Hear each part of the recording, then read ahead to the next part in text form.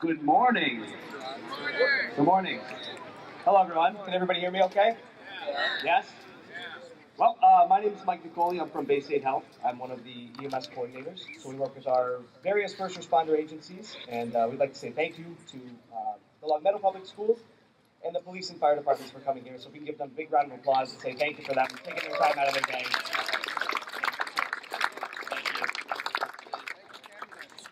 So you guys just watched the video on distracted driving and how it affects this community, and everyone in that video is from this area in Western Massachusetts. So today we're not here to scare you or intimidate you. We just want to inform and educate you guys on what could happen if you make, some decisions. The decisions that could happen every day. They can happen tomorrow, they can happen tonight, they can happen this weekend, and that you're going to be making them for the rest of your life. So for the next 20 or so minutes, we're going to take into the eyes of our first responders, our police officers, our firefighters, and we're going to talk about what they do and how they act in these types of situations. Okay? Does that sound good? Yes? All right, perfect.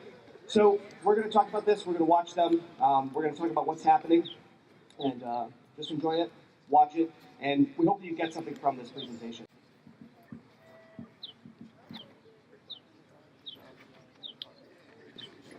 So this whole incident begins with a 911 call. A 911 call that can be placed by a bystander or someone involved in a motor vehicle collision.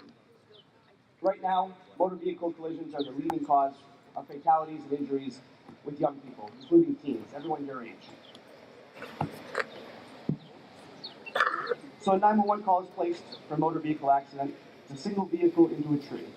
Once that 911 call is placed, it goes over to our firefighters and our police officers, and our police officers are going to be able to arrive on scene.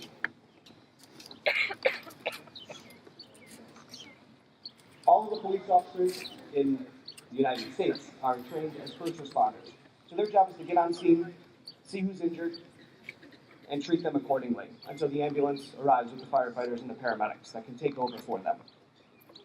So what they do when they get on scene is called a scene size up. That means they look at the general area, look for any safety hazards, and then identify who's injured and how many patients they have. So if they need to call for extra resources, they can.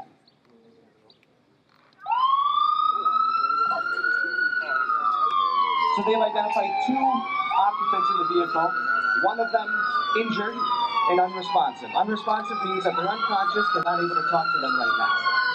So they'll call for the fire department. So the driver's awake and able to talk to them, so they're going to take her out of the vehicle and talk to her a little bit further, while the paramedics and firefighters tend to the injured party and contact the scene.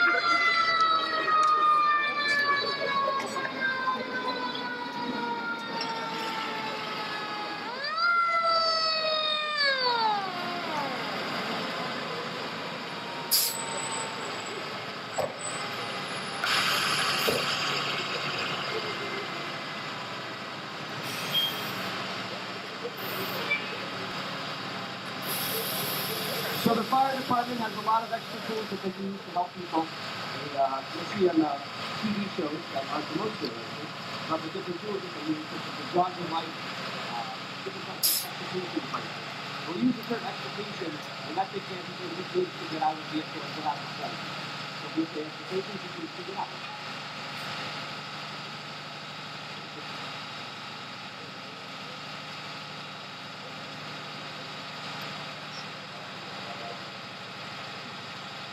So the firefighters here in Long Meadow are also considered paramedics, which are the highest level of pre-hospital and out-of-hospital providers. So they're the doctors of the team. Your job is also to make sure that you're safe and they're safe. And once again, with that scene side, they're going to look for that injured party and start to on that. So as you can see, one of the firefighters got into the vehicle via the accessible door. If one of the doors isn't able to be opened, you're going to have to use their tools to get in there and retrieve that patient.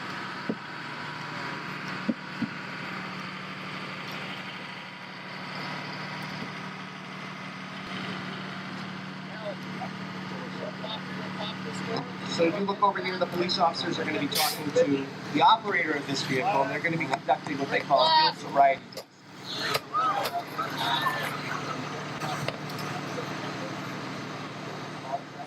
So while they're conducting their ESC test, they're going to be opening the vehicle.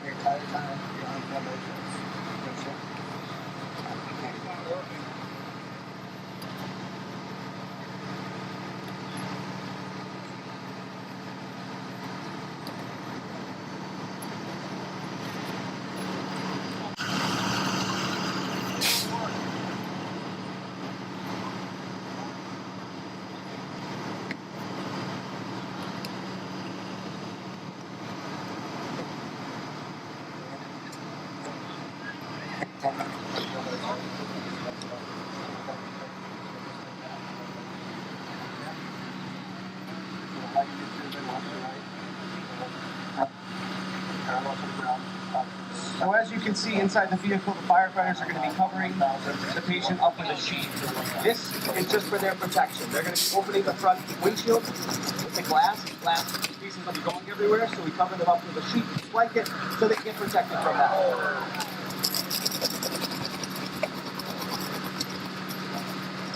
While they're attempting to extricate this patient, the police officers are going to finish up their field sobriety test. That consists of a variety of tests to determine someone's capacity and ability to operate a vehicle.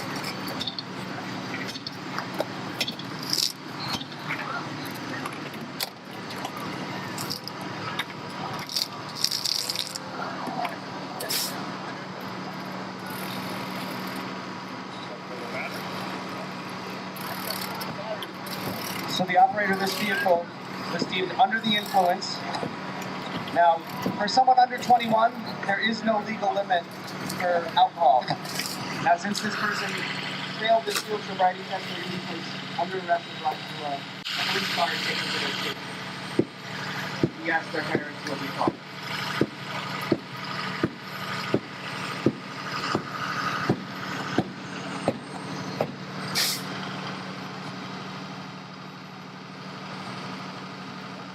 So there's two types of jaws of life. One is for opening and one is for cutting. So the reason they were beating the heck out of that vehicle is so they can put the jaw of life in there and be able to spread the doors open since they're unable to be opened due to the crash.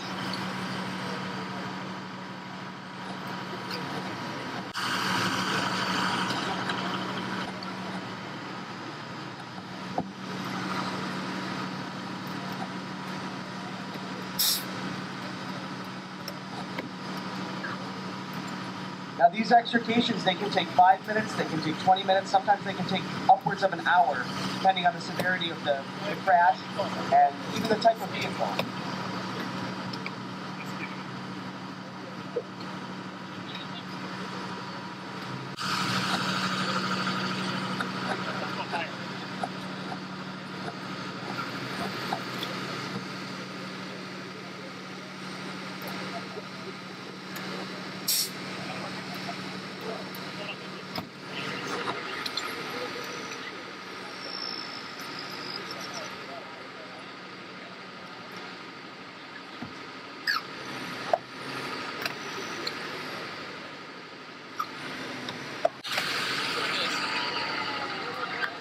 So they're able to open the door and be able to get access to that patient. Now you see they brought over the second tool, which they'll be able to cut quick.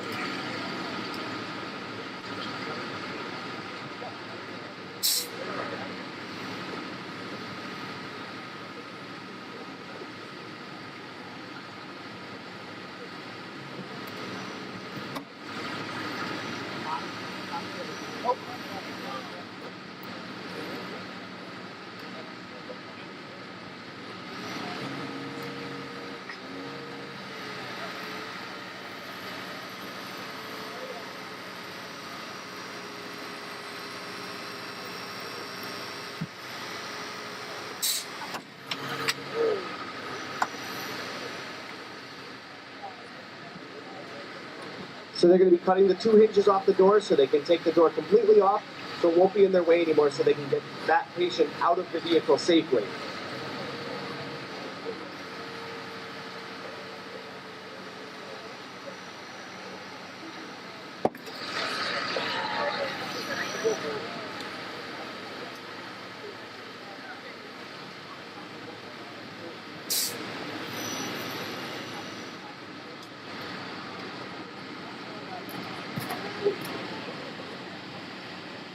now that they've opened up the vehicle, they're able to get in there and properly assess their patient and look at their injuries.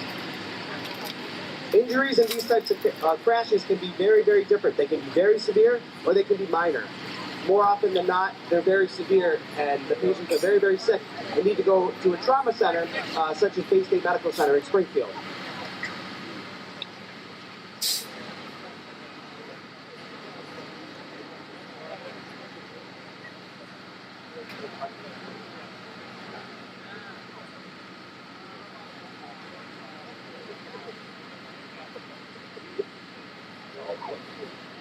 So you're going to see when they pull this patient out, they're going to have a neck brace, a neck collar around them. That's to prevent from them from moving around a lot in case they have a neck injury. Sometimes injuries can be hidden and we can't see them. They're not as obvious as other ones. So we want to make sure that we are cautious and protect against all types of injuries, those that are visible and those that are a little bit more difficult to find.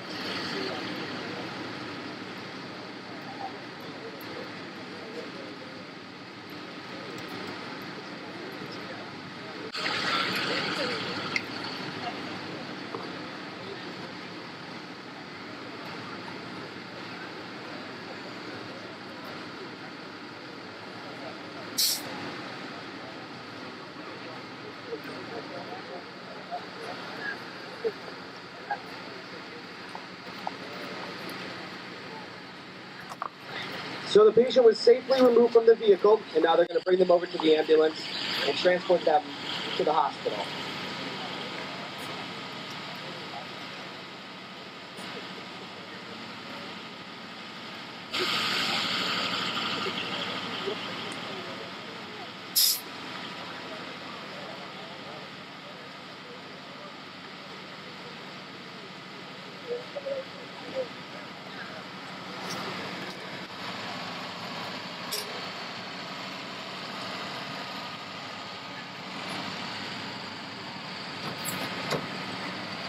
So they're going to be transported by the paramedics to Bay State Medical Center in Springfield for their treatment.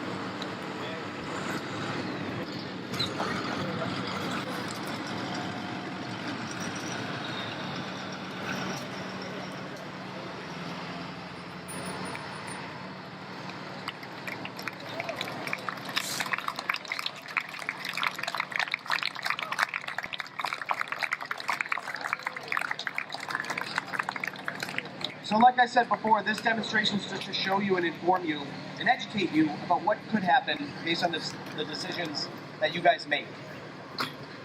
Yes, these accidents happen a lot, and a lot of young people are injured and even die from things like this. So we want to make sure that you're informed and you know what could happen. And let's give another big round of applause for our firefighters and our police officers in the community.